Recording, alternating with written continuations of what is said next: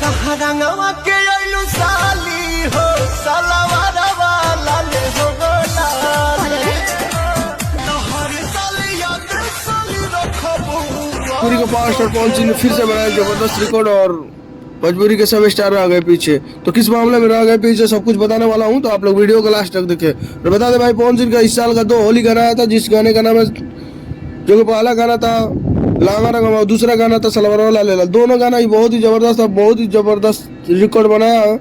तो बता दे भाई कि पहला गाना वेब म्यूजिक से रिलीज हुआ था, दूसरा गाना सलवार वाला लाल जो कि ग्लोबल म्यूजिक जंक्शन से रिलीज हुआ, जिसमें क्वीन चार्ली काम की थी, और दूसरा गाना जो कि लांगा रंगम जो आस्था सिंह काम की थी। बहुत ही तगड़ा गाना था। और बता दे भाई, भोजपुरी फैंस का बहुत ही दिनों से इंतजार था पावर स्टार पवन सिंह का जोड़ी और आस्था सिंह का जोड़ी एक साथ दिखे।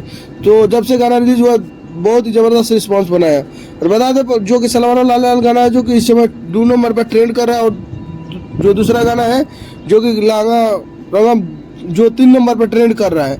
और बता दे भाई कि दोनों गाना बहुत जल्द नंबर 1 पर ट्रेंड करने वाला है। और बता दे भाई कि एक गाना जो कि 7